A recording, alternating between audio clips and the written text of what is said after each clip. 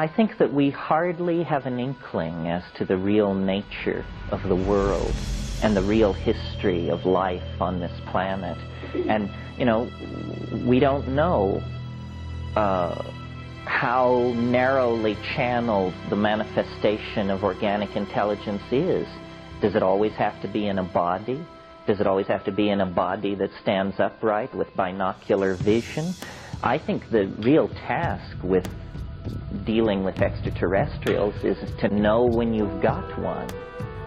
It's completely silly to search the galaxy with radio telescopes for a radio civilization. I mean, to my mind, that is as chuckle-headed as deciding you're going to search the galaxy for a decent Italian restaurant. I mean, it doesn't work like that.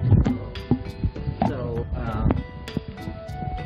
you know, if you think about the mushroom, try to think about it objectively, it looks to me very much like a good candidate for an extraterrestrial. First of all, you know, DNA has been known to us only since 1950, less than a century, and we're already involved in this thing called the Human Genome Project. Well, what that means is we are taking control of the scripts that write human beings. It seems to me anything we would recognize as intelligence would pass through a phase of self-analysis where it would realize that it was made out of DNA and would then sequence itself. We're about to do this ourselves. Well, that means that most extraterrestrials will be the product of their own reflexive design process. In other words, an extraterrestrial that can cross the gulf between the stars must surely then be able to control its own form. Well then, if you look at the mushroom, it's a curious combination of artifact and entity. It looks sort of manufactured. There's very little fat on that system. I mean, first of all, fungi are primary decomposers. This means that they are at the very bottom of the food chain. This makes the kind of vegetarianism espoused by Buddhists look like an orgy of slaughter, you know, because if you're at the very bottom of the food chain, that is the only place that is absolutely karma-free. So there's the mushroom occupying the karma-free position in the food chain.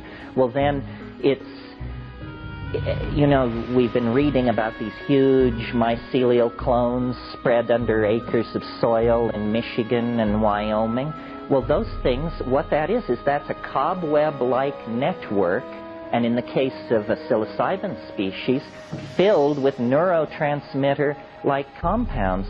Can you imagine how many synaptic clamps there must be in a 1,500-acre mushroom clone? If brain size is any relationship to intelligence, then hang on, Hannah, because it means that this thing spread through the forests of the Midwest has, you know, a brain approximate in weight to a couple of dozen gray whales. The other thing is then the spore looks perfectly designed to sustain itself in outer space. If you want to store spores for longevity, you create conditions as close to the conditions in outer space as you possibly can. High vacuum, very low temperature.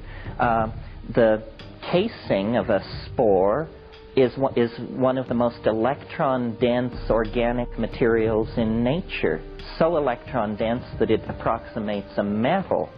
Well, global currents can form on the quasi-metallic surface of an airborne spore, and they act as a further repellent for hard radiation.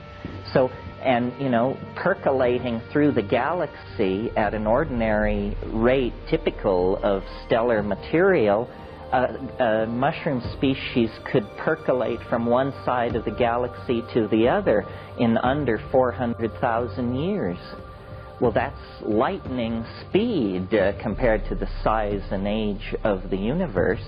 If we were to gain the power to design ourselves, I think after a whole bunch of Madonna and Robert Redford clones, we would probably move on to becoming something very much like a mushroom.